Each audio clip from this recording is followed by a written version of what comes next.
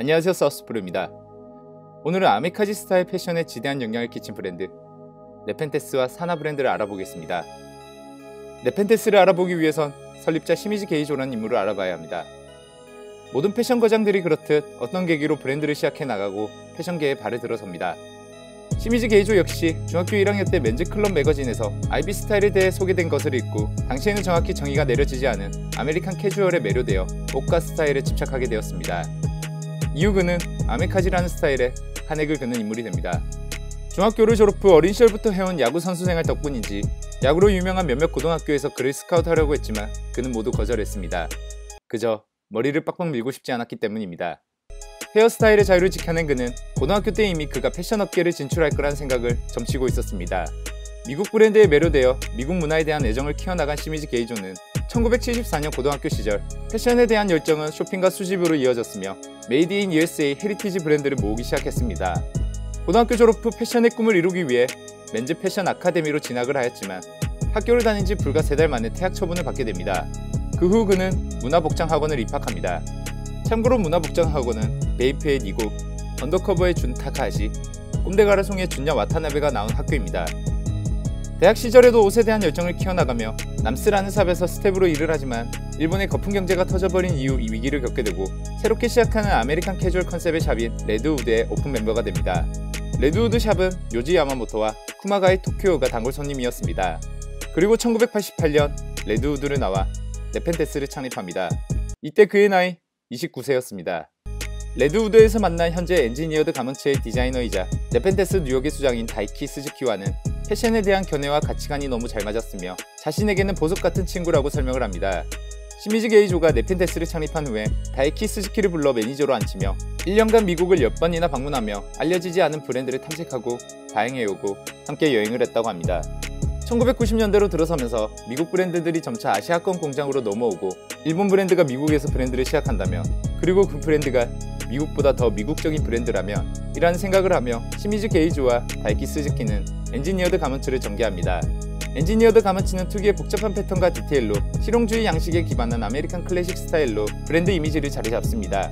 메이드 인 USA를 고집했으며 캐주얼함과 클래식함을 적절히 섞은 듯한 스타일로 제가 참 좋아합니다. 하지만 처음부터 지금의 명성을 누렸던 건 아닙니다. 엔지니어드 가먼츠, 일명 엔가는 초창기 대부분 팬츠류의 상품들만 전개하였고 생각보다 좋은 반응을 얻지 못했습니다. 하지만 꾸준히 전개를 하며 남성 컬렉션으로 세계적인 명성을 갖고 있는 이탈리아 피렌체의 PT 오모의 엔지니어드 가먼츠가 소개되면서 엄청난 유명세를 타기 시작합니다. 최근 엔가는 스파 브랜드 유니클로와도 협업을 하였습니다. 그 후 워크웨어와 헌팅웨어 컨셉을 바탕을 두고 일본식 소재와 요소들로 전개를 하는 게이조만의 첫 브랜드 니들스가 시작합니다. 캐주얼함과 아방가르드함을 공존시키며 타 브랜드에선 절대 볼 수 없는 느낌적인 느낌으로 게이조는 현재 니들스가 전세계적으로 유행을 하고 있다고 합니다.